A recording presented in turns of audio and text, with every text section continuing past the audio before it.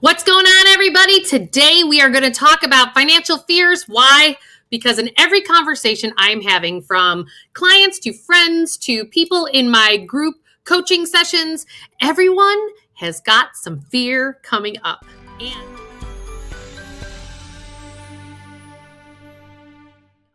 And not a surprise, we're sitting here 15 months into a bear market as of the date of this video. And so people are sitting there going, what's next? We're always waiting for that ball to drop. But I will tell you this, those people who are not operating from a place of fear or worried about the fears of what might occur, it's because they've put their foundation in place. And what do I mean by that? So I'm going to give you a couple tips today as to how to start to shift and align yourself to ground yourself in your finances. Everything is energy.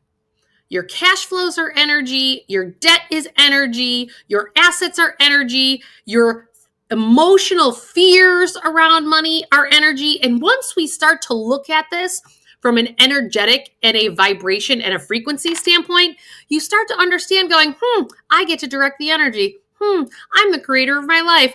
I'm actually going to be able to do this in a way that actually aligns with me and my world, regardless of what's going on outside of me.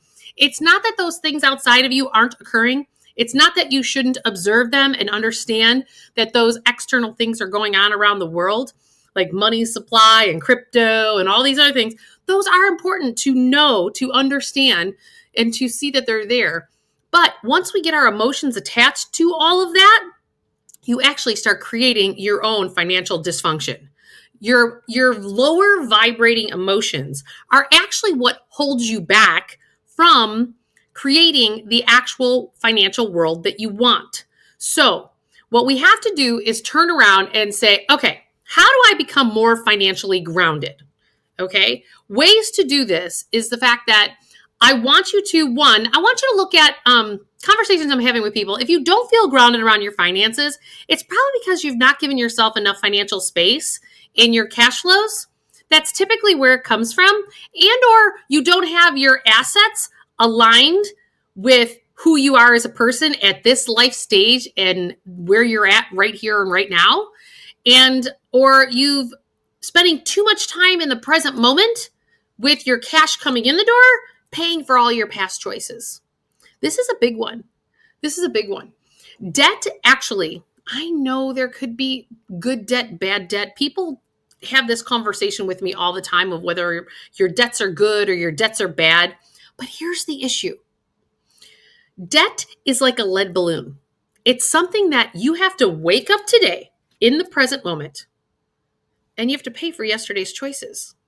So that doesn't allow you to be nimble today. Now, some people say like, well, that's great, Jewel, but how do I get out of that? Because I've got mortgage debt, I've got car debt, I've got student loan debt, I've got credit card debt, I've got blah, blah, blah, blah, blah. Whatever those numbers are, this is where the second step in the process that I work with people with is you have to accept the reality that you've created. In that acceptance, you actually create emotional space.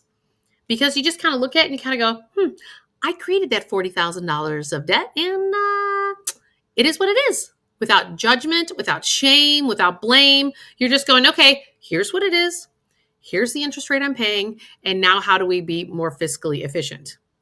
This is where when you have someone who has a background that if they're in computers or if they're an engineer and they're very left brain logical, they don't get emotionally tied to the numbers. They just don't. It is not how their brain operates, but that is not how the majority of society works. So the majority of society gets hooked to the judgment and the shame and the blame. And the whole goal here is to become more financially grounded. So by accepting the reality that you've created this debt and you've accepted the reality that your cash flows are the way that they are today, then we game plan what it is that you want for tomorrow. And then you start to redesign and recreate your life based on how it is that you want to create for tomorrow. Make sense?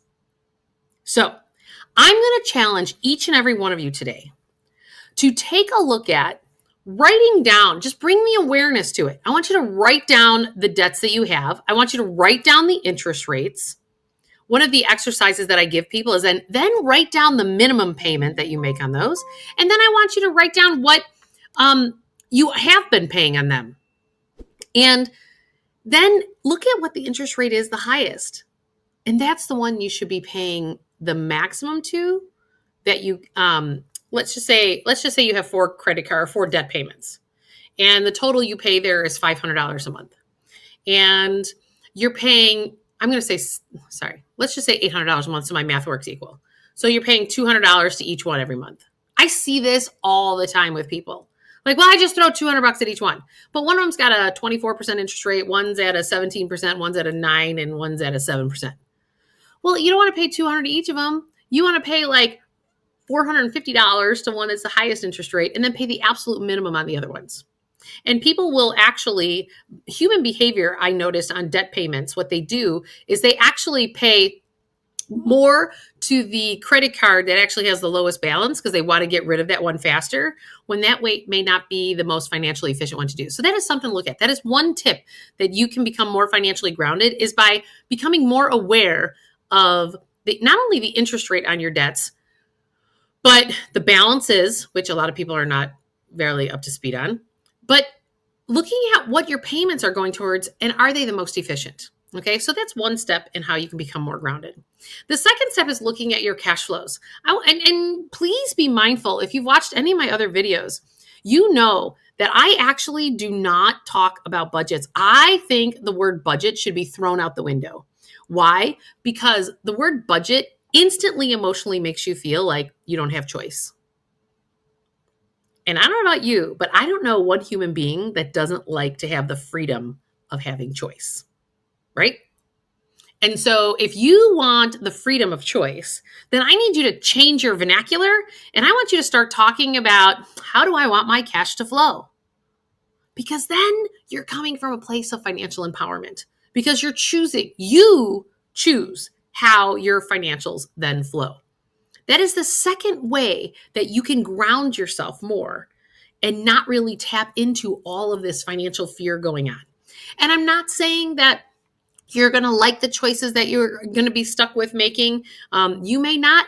You may have a tough time going, like I had a conversation with a client the other day that we had to decide on, well, because of inflationary stuff, we're going to have to back off a little bit on what you're saving for your kids' college, and we're going to have to use it for some of the kids' expenses today. You guys, big deal. Who cares? I need you to stay nimble, and I need you to be willing to adapt, because that's the third thing. I need you to be willing to adapt. No matter what happens, you have to be adaptable, and you have to be willing to change, because that is the only guarantee in life. Because we become so inflexible, like this particular client was so excited that they finally hit the monthly goal. I've been working with them for years, and they finally hit the goal that they were on pace. But, in 10 years, when their children actually get to college age, that they have done their due diligence and they are going to have enough money to be able to do that.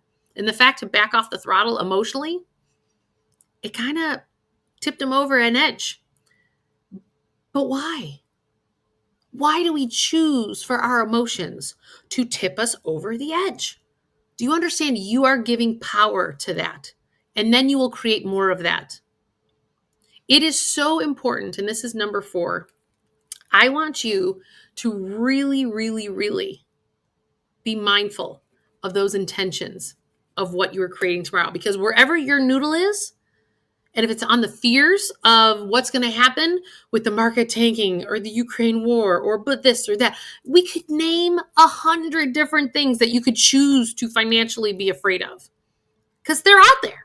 They're absolutely out there. But what are you going to give energy to, and what are you going to turn your personal power over to? Because you have to understand that that is your choice. And again, I'm not saying that those things are not going on. And I am not saying that those things are important. But I am saying you need to recognize that those things are going on. And then what are you going to choose to do day in and day out? Because if you remember, everything is vibration and frequency and energy, that whatever you are thinking, whatever you are speaking, and whatever you are feeling creates your reality. So tip number 5 to become the most grounded is I need you to feel the highest vibrational things. Why? I want you to do what makes you happy, what makes you feel joyful, what makes you feel compassion, love, gratitude. Why? Because the magnetic force of the human heart goes for over 8 miles.